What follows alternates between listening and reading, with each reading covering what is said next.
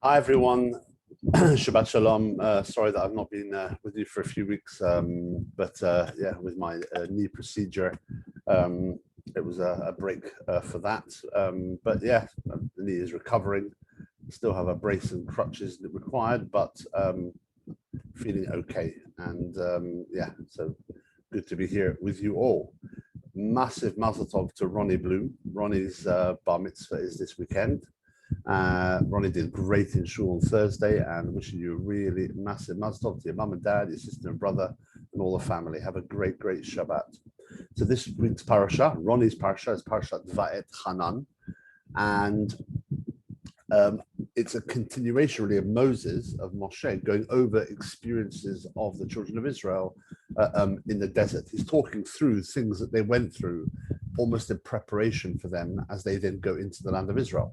And one of those things is the giving of the Torah, Matan Torah, and the Ten Commandments. So we get a recapitulation. We get another time the Ten Commandments in the Torah. So they appear twice, once in Parashat Yitro, at the moment when God speaks to the people of Israel, the Ten Commandments.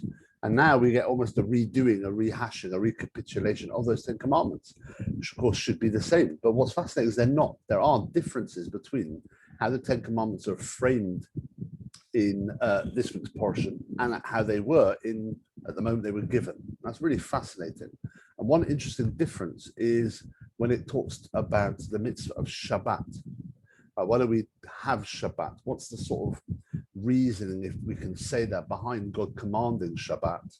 In the first tablets, or the first time we see the Ten Commandments, we're told that the reasoning is relating to creation, right? In 6 days, God created them and the earth, and the seventh day he rested. And that's the sort of backdrop to the resting that we do. As God rested, so we rest. However, in this week's portion, rather than looking at creation, we see the backdrop being the exodus from Egypt. Because God brought us out of Egypt, that's the backdrop for the Shabbat. And I think there's two things here, really. They both exist in the same sort of sphere, because I think there's often a difference between the individual's belief, which is a private thing that an individual comes to. An individual belief in God might be something that a person has reasoned through, has thought through, the beautiful world, looking at nature, the human body, the incredible, and it might be hard for some people who've gone through trauma. And part of that is also the creation, because God created this world. I feel a draw to belief in God. But there's also a national belief, which is connected to our history. So often we think of our history as what brings about our identity. I feel Jewish because of the history I've gone through, whether that's positive, big, amazing changes and events, or the negatives, of course, of the experiences of anti-Semitism, pogrom, massacre, Holocaust, etc.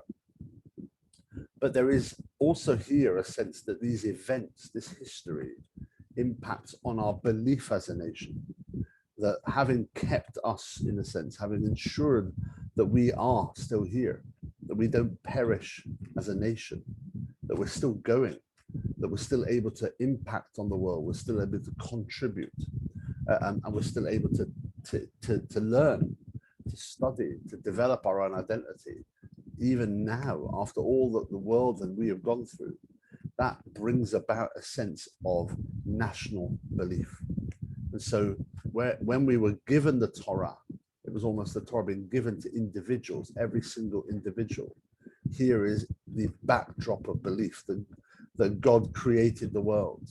That's a philosophical thing, isn't it? God created the world, and therefore I look at the world and I see God behind it. This week we're going to talk as a nation, that a nation comes to believe in God when it looks at its history and how it's gone through so much, and yet we're still here. Have a great Shabbat, everyone.